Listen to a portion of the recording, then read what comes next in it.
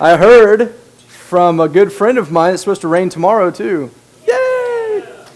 No, Dr. Cohn was actually, we were in a prayer meeting and he reminded us out of Psalms, and you'd have to ask him which one specifically, talks about how the rain is a sign of God's grace to us and his provision. And so just reminded of that this morning, that God is gracious to us in so many ways. The fact that I can stand here and talk to you guys about God's grace shows that God's gracious to me, right? So it's a good day today.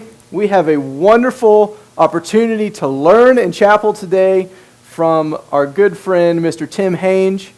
Tim, you can come on. You're right here. Come on up. Everybody give Tim a hand. I do want to mention real fast, don't forget, #Calvary questions on Twitter. And I'm contemplating whether to give you all my number for those that don't have Twitter, but not today. I have to pray about it some more. So, all right. Thank you, Tim. Right. Well, good morning, everyone. I've been tasked this morning with the impossible. First of all, it's generally impossible for me to deliver any kind of message in a 20 to 25 minute time frame.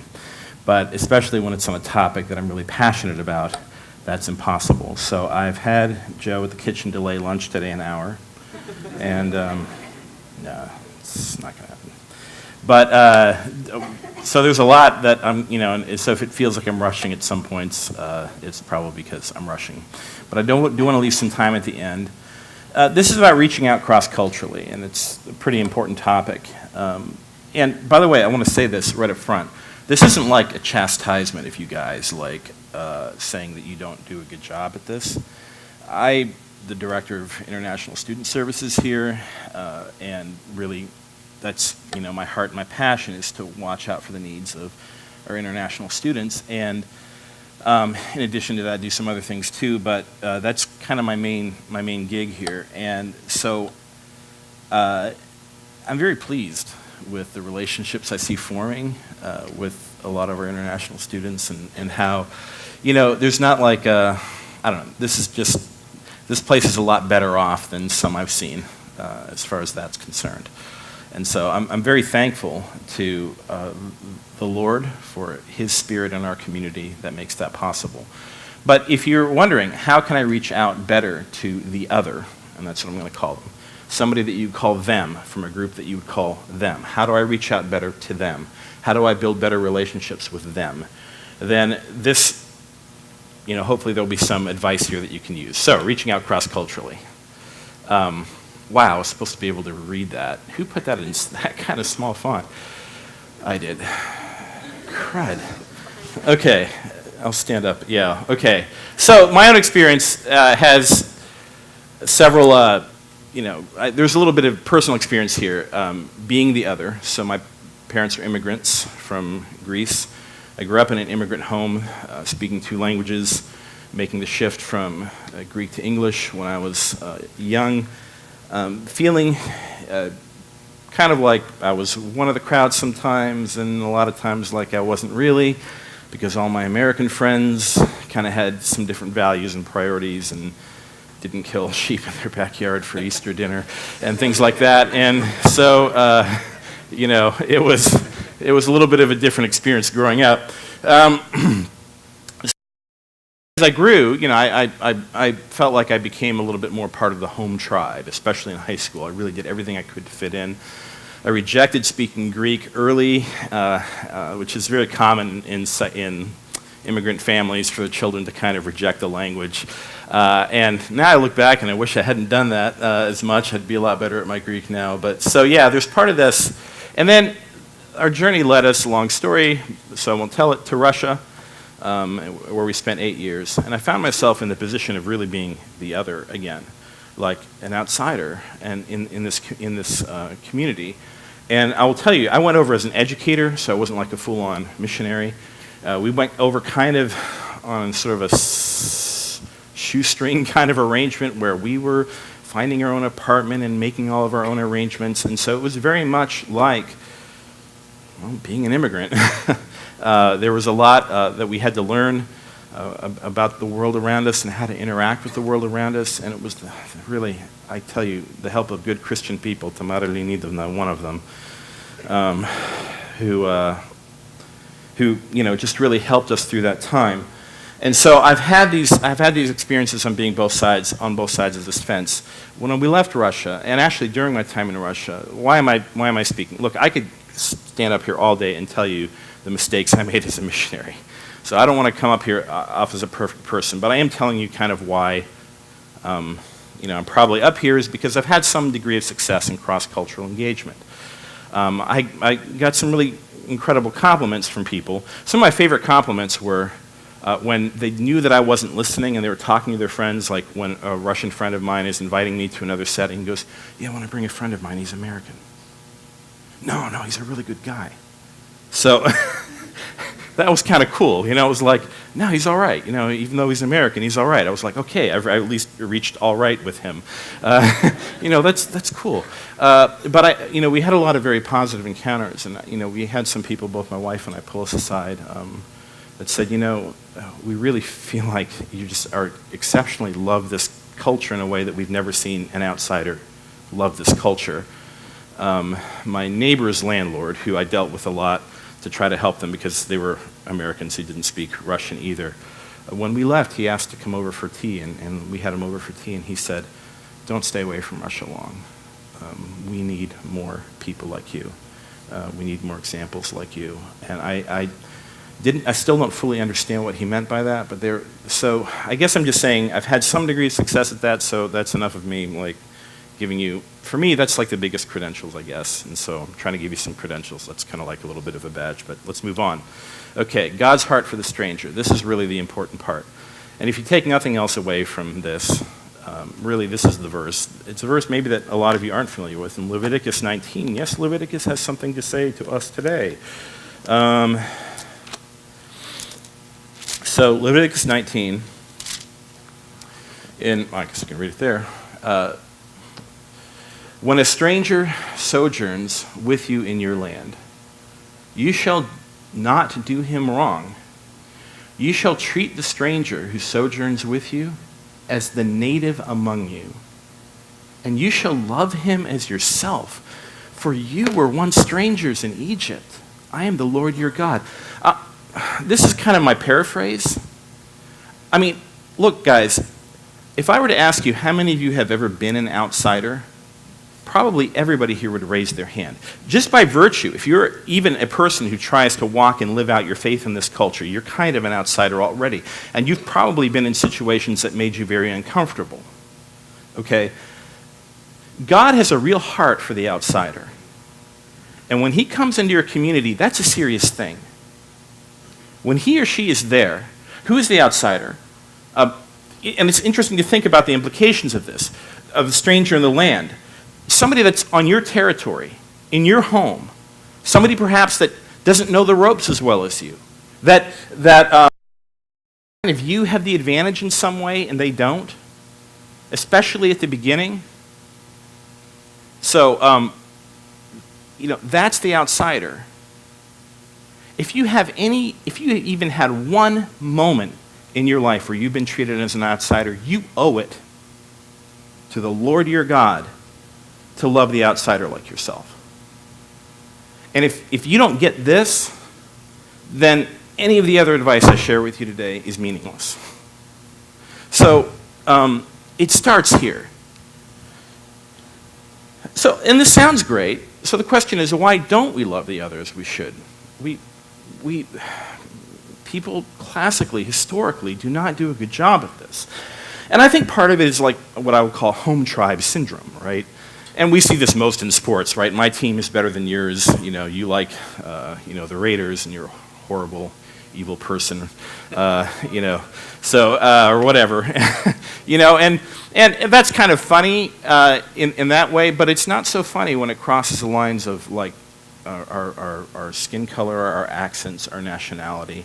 That's where it gets really hurtful, okay? And as much as I've had positive cross-cultural experiences, both here as a Greek in a Greek community in a town that didn't particularly always get along with others, and in Russia even, there are a lot of wonderful people, but there are also some people who are highly prejudiced, and I had to face some of that too. It's not fun. It's really not fun. So we know that I would say there's like this home tribe syndrome, that you feel safety, and I think God wired you this way. You feel safety in your tribe. You feel comfort in your tribe. And there is a good part of that. God designed us to live in groups and to sort of make rules as groups and figure out life together as these smaller groups, right?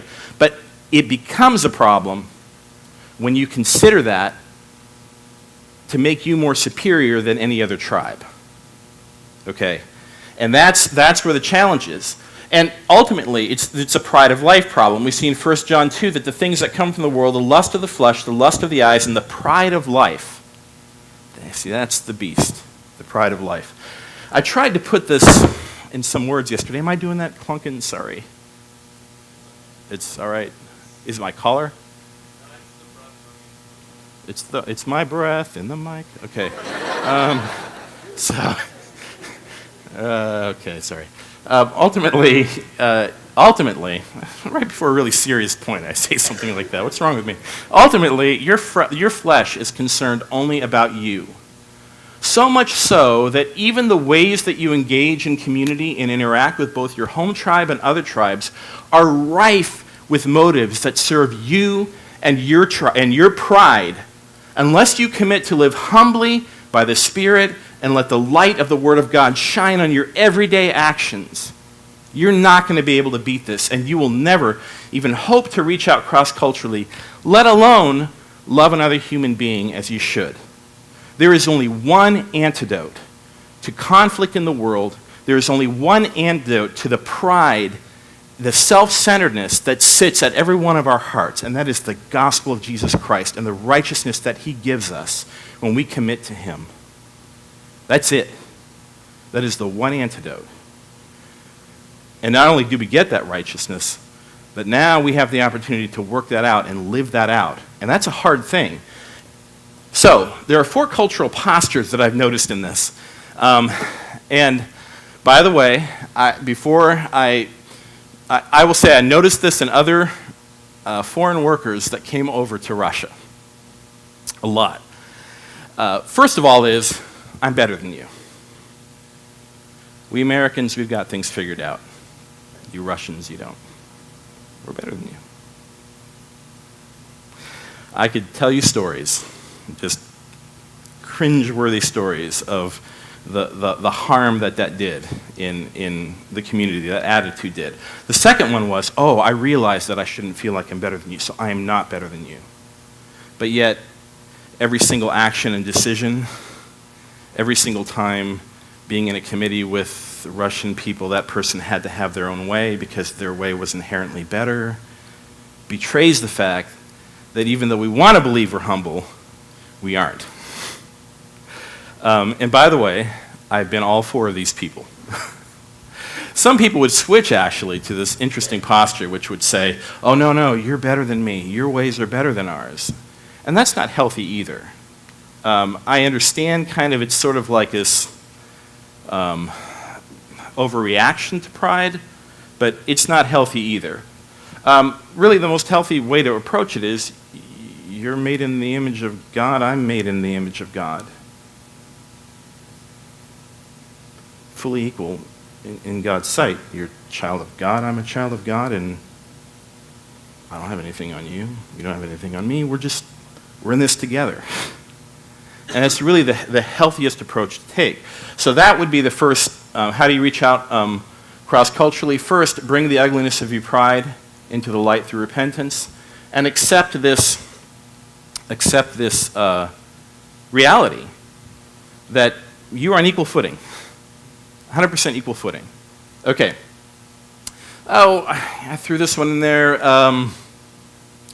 Just this kind of is dipping back to what I just mentioned about pride, but it's important.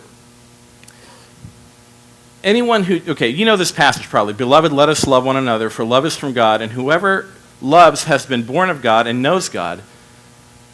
Anyone who does not love does not know God because God is love? Now that's a sobering passage, isn't it? Let that stick in your mind. I tell you, that passage haunts me whenever I look at another human being and they're ticking me off or they're making me angry.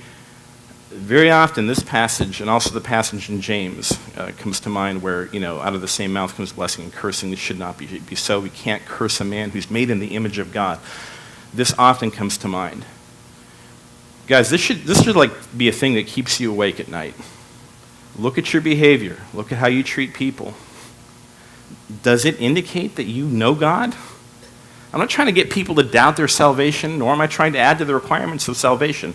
But Scripture is here for a reason, guys. This Scripture is here for a reason.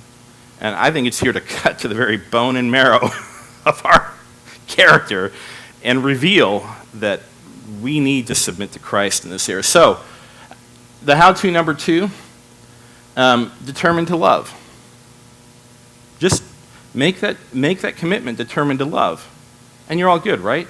No, you're not. It'll be sloppy and stupid, and you'll make all sorts of dumb mistakes. And you're just going to have to get back up and try again, and that's okay. But commit to loving the other.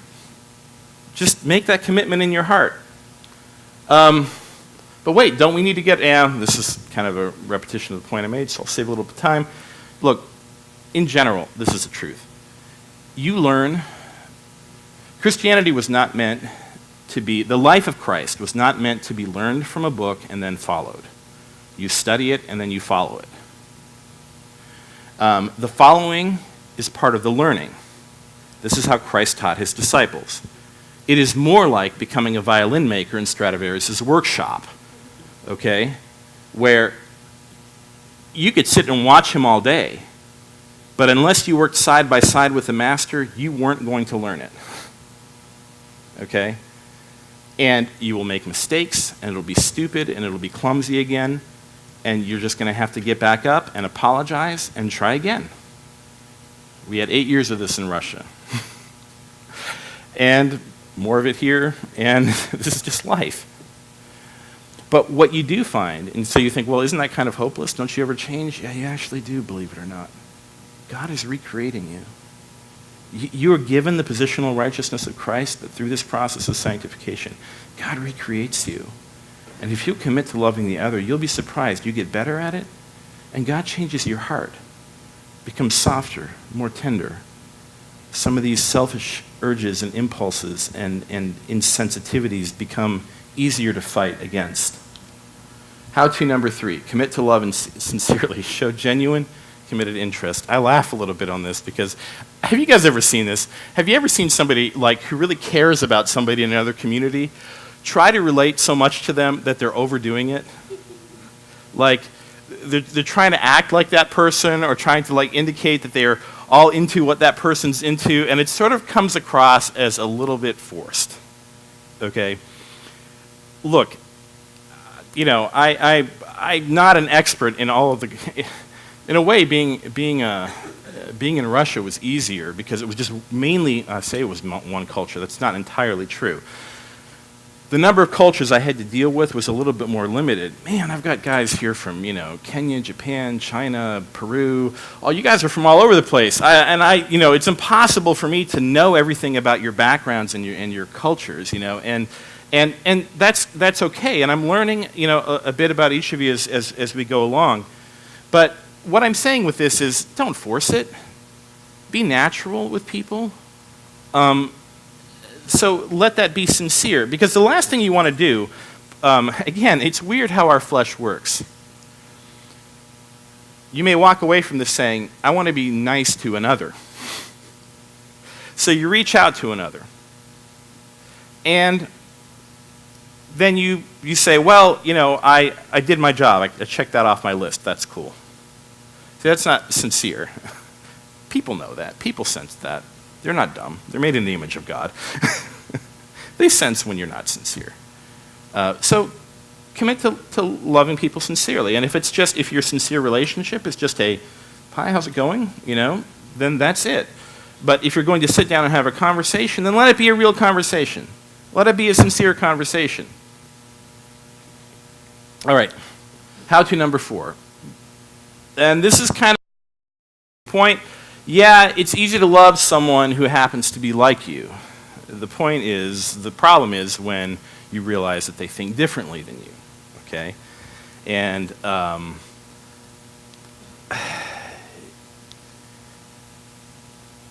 in our mission, so whenever you encounter a difference in behavior or thought, well, in our church we do things this way. In our families we do things this way. So I used to work in information technology, so I worked with a lot of people from, a lot of international people, and one person from a particular country where arranged marriages were the thing. How many of you like the idea of an arranged marriage? Come on, hands raised. Yeah, we've got a couple. Okay, and and we'll laugh and we'll say, well, that's not consistent with freedom and becoming who you are and following your heart, following your dreams. I remember this friend of mine was just getting married, and he'd gone back to his home country, and he came back, and I was talking with him about it. I said, how do you feel about this, about the process of this arranged marriage? And he says, you Americans, you're always thinking about, am I happy? Am I really happy? Is this person fulfilling me? And he says, in our culture, what we think about is roles and responsibilities. He says, my parents picked out a wonderful person. They let us meet ahead of time, and she seems like a really good person, and she's interested in me, and I'm interested in her. And when we get married, I'll have a job to do as a husband, and she has a job to do as a wife. And by the way, it wasn't like highly patriarchal in this culture. It was actually a bit more egalitarian. But the idea is, our fulfillment to each other as husband and wife, how well we do that is where we derive our satisfaction. Not like, does my heart love this person today? And I'm going, we could use a little bit more of that around here. You see, what you'll encounter is, it's not right or wrong, it's just different. That's one option. Okay. Option number 2 is, your cultural view is broken, and their way is closer to God's ideal. And it's a beautiful learning opportunity. Option number 3 is, their cultural view is broken, and they might have something to learn from an interaction with you, but this is where you need to be really careful and humble about that.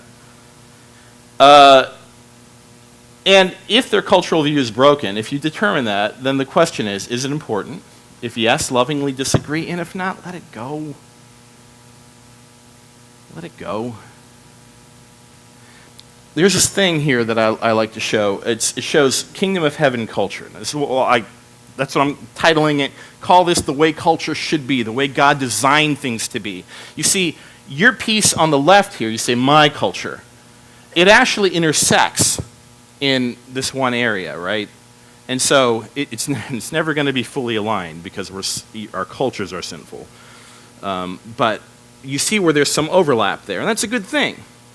Could be that in their culture there's some overlap that you don't understand. What happens when iron sharpens iron cross-culturally? This is what happens. We begin to adapt some of the habits of that culture, and they begin to adapt some of ours, and hopefully, I'm meaning within the church, hopefully within the church, if we are thoughtful and insightful people, we're able to bring ourselves into better alignment through our contact with God. Here's an example of this, and I hope my friends in Russia don't ever watch this because they might be a little embarrassed. I'll use a name, different name. I'll call him Dimitri. Okay, Dimitri. He was one of my people at Hange Christian Academy. He went through this tragedy in his life, and he came to me and he was talking to me about it. We were speaking in our office one day about it, and I just shook my head and I was like, I'm amazed at your faith, Dimitri. I said, you hold on to God even through this difficult time. Many Christians in your position might question, why, God? Why would you allow such a thing to happen? The utter look of shock on his face. In his church culture, that just doesn't happen. And that's something I noticed about Russian believers, actually, that I really appreciate. They know how to suffer. They understand. They're not pampered. They know that suffering is part of life. And so what do when they suffer? They turn to God for comfort. And they trust him. He said to me, why would I do that? Why would I question and doubt God? He goes, then I'd lose my relationship with God and I'd have this horrible situation. He says, what a stupid thing. And I thought, what a stupid thing. And yet how much we in this culture obsess with, why does a good God allow pain in the world? Instead of just taking him at his word to know that he loves us and is there to comfort us. I learned a lot. I learned a lot through interacting with my Russian friends. I have 3 minutes to whip through these. And then it's not over then. We have some Q&A time. But I want to leave some time for Q&A because I think this stuff is important. These are some more practical things. How-to number 5. Let your love be action, not just words. Commitment, not just talk. What you have to understand about American culture is that our friendships here are generally low investment, low obligation. In a lot of other cultures, they're not that way. In Kingdom of Heaven culture, they're not either. I'm just going to tell you my own belief. We live way too isolated here. Commit to a friendship. Make a commitment to a friendship. Do things with a person. Take time to hang out with them. A lot of you guys actually do a really good job of this. I see a really good sense of community in a lot of you guys too, even cross-culturally. So I'm not necessarily getting on to you on that one, but if it's there and you need it, well, there it is. Understand how your mind generalizes and stop when it comes to people. Treat every interaction with a person as an opportunity to learn about a person, not necessarily their culture. So really quick on this. When a kid, we learned this in Jean Piaget's, in my ed class, Jean Piaget's learning theories. So you have a child. He sees a dog. He has a dog in the house, and he pets the dog, and he's really interested in the dog, and he loves that dog, and for the first time, he goes outside and he sees a horse. What does a child think? Huge dog. It's the way our brains are wired. God created us, we make generalizations, and then we have to adjust those generalizations to match reality. When I first moved to Russia, everybody was a Russian to me. It wasn't until like a few months in that I realized, oh my goodness, I'm living amongst millions of Tajiks, Kazakhs, Kyrgyz, Uzbeks, plenty of other people like that. I make generalizations about people. And so when I'd see a Russian person do something, it was my temptation to think, Russian people do this. When more often than not, it was like, no, this particular person does this. So it's a good thing to try to turn this off in your mind. Treat a person as a person and not as their culture. Don't try to, when you see somebody, I don't know, like when you see Masaki kick an incredible goal, you think, Japanese people kick incredible goals. No. Look at talk. No, I'm messing with you, man. I'm messing with you, brother. I did not ask their permission. I'm in trouble. I am so sorry, guys. So I just couldn't resist. No, but you see no, you don't see what I mean because now you're distracted by the joke. But generalizations are really just something you want to try to avoid. Okay, don't buy into, this is a huge topic. Don't buy into this culture's distorted view of social justice, identity politics, and victimhood. Listen, I'm not going to go into all this, but I'm just going to say we as Christians need to rise above the conflict and love each other person to person, as person made in the image of God to other person made in the image of God. We should not be playing the world's game of social justice their way. So I could give a whole sermon on that. How-to number 8, be a student of people that you love. Even though I said don't make cultural generalizations, it's kind of cool, I think, if you're thinking about, like, I have this friend, he's from this country, I'm interested in learning about it. And ask that person questions about where they're from, and in a genuine way, like trying to understand. And when you love somebody, you become a student of how they love. Guys, when you love a girl, my goodness, you're really all interested in what kind of gifts do I get her, what kind of music does she like, movies does she like, come on, we're all like that, right? We should be like that with the other. It's just, if we love them, we'll do that. Okay, how-to number 9, and this is the last point, and it's a fun one to end on. I could just call this play together. For goodness sakes, play together. You know what the biggest connecting point was for me and the Russian people would come to our English cafes, all my geeky board games. It's like, it was just like, it was, first of all, it was a hobby that was taking off there too, so it was just something that we could totally connect on. And we had a lot of fun together. And I can tell you many times where after the game, we'd have supper, we'd have tea, and we'd talk, and I got the chance to openly share the gospel many times with people because of the relationship we built over games. And it was fun. And some of them believed, and some of them didn't, and that's okay because I love them and still love them today for who they are. Guys, loving people is not, no, it's not this, it's important, but on the one hand, it's not this big, heavy thing. Just let it be natural. It's really kind of joyful and fun. So, yeah, those are some of the pieces of advice I'd give about connecting cross-culturally. Certainly not adequate to treat the topic fully. And they're mostly drawn from personal experience, but there you have it. Close with this verse again. Love that stranger in your midst. Love that stranger in your midst. Thank you, Lord. What's up, John? Thank you, Tim. So the first question, I think it's a very important one. At what age do you think your hair will turn white? Yeah. You know, I had gray hair in high school. I literally had some, peakers in high school. So yeah, it's getting there. That's funny. Yeah. Okay. Second best question. Yeah. Just kidding. How does Paul's exhortation to count others more significant than yourselves relate to humility and attitude superiority? That I agonized over excluding that. I think this is my third time speaking. If I had put that in, it would be like my third time using. But you know what? It's such an incredible exhortation in Philippians. Here's a little thing I'd say about that. He gives that. First of all, it's huge. Let nothing be done out of selfish ambition or conceit. So Paul says, that's your mode. That's where you're going to go first. In lowliness of mind, consider other people better than yourselves. Are they actually better than me? The truth is not. I think God is actually saying, you know what? You're so proud, you need to actually go this level. To consider them, even more significant than you. So it's huge. Also, very important as we read that passage, not to make a mistake. He then says, be like Christ, who, being in the form of God, etc. So being God himself, he came down and condescended to the earth. He's giving that as an example, but here's the thing you should not do. Do not superimpose that to mean that even though you're better than the other culture, you'll condescend to their level. No, that's not what Paul is saying there. He's saying, if Christ, who was objectively more valuable than you, came down to you, then you, who are objectively the same as the other person, needs to consider them, and needs to deeply value and deeply respect them. So, yeah. Any thoughts on cross-cultural dating?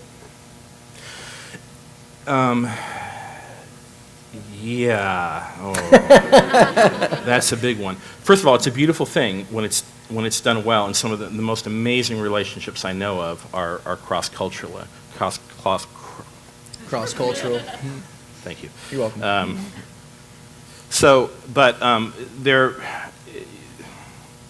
All of these things have to be hyper in play, because you will find conflicting values. And you will set expectations, and you don't really understand what's fully happening in the heart of that other person. A lot of communication happens, and you can talk out a lot of your values and your worldview, because those things can come back to bite you if you're not careful. So take your time, talk, communicate a lot. But I think it's a beautiful thing. In the same vein, do you believe the American way to go about a relationship is the right way? And what do you believe two individuals should feel towards each other in order to use their relationship to glorify God? Boy, what does Tim Keller say on this one? Marriage is in the world's eyes, and in our culture's eyes actually, marriage is a consumer relationship in which we meet each other's needs, where in God's eyes, it is a sacrificial relationship. Do I think there is a problem in American culture and relationships? Huge. Enormous. and it is rooted deeply in, this is an expressive individualism. Robert Bellah in his book Habits of the Heart really addresses this. Expressive individualism is the culture of our day. Instead of honor and duty and even from a Christian perspective, valuing what our Creator values, what we do instead, the only heroic narrative, think about this, the heroic narratives of the past where you subsume your desires for the greater good. The only heroic narrative we have left is follow your heart, follow your dreams, make yourself happy. That in relationships is a recipe for disaster. And we are spreading that out. And listen, I'm not condemning American culture, carte blanche. It has a lot of really good points into it. But I will say this, that particular thing is what we are spreading out to the world and infesting the world with that idea. Honor, duty, commitment, these things are important, and they require that we subsume our personal desires for a greater good, like a marriage that lasts. So, yeah, I think there's a problem, but that's a big topic. How can this group of American youth go through life and not perpetuate the stereotype of being seen as arrogant, ignorant, and rude? Well, that's what I tried to do here, but yeah, that's practical engagement. Don't miss out on those opportunities. If there's an other that you have the opportunity to connect with that person. And by the way, there are plenty of opportunities, not just here. I can imagine our poor international students are going to get swamped after this. No, but but that's not just. Listen, remember that. Sometimes even being from a different state in this environment is being another. We have, there are racial groups within our community that so there's plenty of opportunity there. But I would say this, looking outside even Calvary University, I have to give props, and many of them are international students, to the people helping out Global FC. Those are refugee kids who need help, and refugee families who need help. And these students are going and spending their Saturdays playing soccer and football clubs with these kids, going to their homes, giving their rides, giving their family rides to places they need to go. And connecting with them after school and tutoring, which is one of the most practical things they need to become articulate people here so that they can succeed. That's huge. There are plenty of ways for you to engage. So maybe that's my answer. Engage. Okay. Engage. Find a way to engage. Yeah, go ahead, Kirs.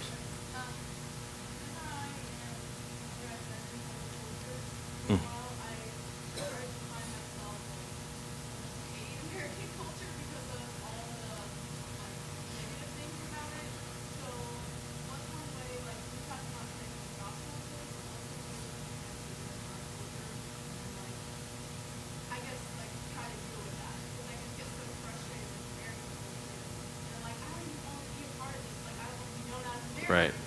And so what you're doing is you're falling into trap number 3, and I'm not castigating you for that because I've been there too, right? And especially when I would come back from Russia for the few weeks every summer, I would have this reverse culture shock where, everything from the lady at Walmart, I still remember the first year I came back and the lady at Walmart goes, "How you doing today, honey?" And I'm just like, what is your problem? I mean, I didn't tell her that, but it's like, how, you're addressing me so informally, like there's formal distance here. This is a transaction, it's like there's a certain politeness that needs to happen here. You're way too personal, you know what I mean? And it's just like, no, Tim, you remember that's culture here. Listen, I can give you a list of even if you look at some of the root of some of like what American culture fights for right now that's sinful, it actually has a distorted Christian root of valuing the individual. Listen, there are a few countries in the world where human rights, that care as much about human rights and the value and worth of an individual as this country. That's one of many beautiful examples. And that's, by the way, that's something that even my international friends have pointed out, right? I think it is important for you to kind of look for the things and really understand the impact. It's easy for us to take for granted. In this position, those of us who spend time in other cultures, it's easier for us to take for granted the good and see the bad in our home culture. But there are some really powerful things about the story of this culture that are very strong and very good and very helpful. But we can't let that get us out of balance either to think, we're better. That's, again, so I don't know if that helps or not. But, yeah. So we can talk afterwards a bit too if you'd like. So we're talking about cultures and people and how do they relate? So, for instance, let's not elevate my culture above the other. Mm-hmm. Is that the same as let's not elevate another individual above me? Absolutely. It's the same root. I was thinking about this last night too. In a way, every person we encounter is kind of an other, right? A different way of thinking, a different way of doing, a different way of being. And the problem at our individual level affects both cultures, our relationship with cultures, and our relationship with just another human being, which is pride at the core. So yes, there is a huge relationship between both the solution and the problem to relating both at the individual level and at the cultural level. Very cool. Okay. Can I close with one 30-second story, 45-second? When we first were going to Russia, I had hatred in my heart, actually, for Muslim people. That was a culture, Muslim culture as a religious culture was one that I did not respect at all and actually hated. In my missions training, I met many dear missionaries who were going to Muslim countries, and I said, Lord, I need to get rid of this hatred. Help me get rid of this hatred. And by the end, I really felt like I'd repented of that. I said, Lord, thank you. Thank you for doing that, but still I'm thankful that you're not sending me to a country with a bunch of Muslim people. So I go to Russia, completely unaware that in Moscow more than 3 million Muslims live. And in the first few weeks, my kids are playing with these two girls, and they see me outside playing with my kids, and they came up and we were playing badminton and tag on the playground, also, so we're just having a lot of fun. And they started coming over to our house and having dinner with us and watching movies with us and that kind of thing. And it was really cool. And their names were Naima and Amina. And I thought, that's kind of strange. Are those Russian names? I wondered. And I asked them where they went to church or if they went to church, and they said, no, we go to a mosque. This was about a couple months after I'd gotten to know them. And the Lord said to me, not audibly, but I could hear it, see, dummy? How do you feel about these kids? And I was like, I really like them, Lord. They're just neat little kids. He says, yeah, that's how I see them too. And they're Muslim. So, dummy, what's that follow? That I should love them and put that aside? Yep, there you go. You got it. You got it. So, love the other. Love the other. Father, I thank you so much for this time together. I just pray that you will help us love like you love. Lord Jesus, I thank you. I thank you for coming and just living this incredible life before us and being the just complete master of how to relate to people and how to, Lord, Stradivarius to violin making has nothing on you to human relationships, Lord. You are just the master at that, Lord Jesus. And I just pray that you would help us in some small way to follow after you, walk after you, and do human relationships like you intended us to do. Thank you, Lord. In Jesus' name, amen. Yeah.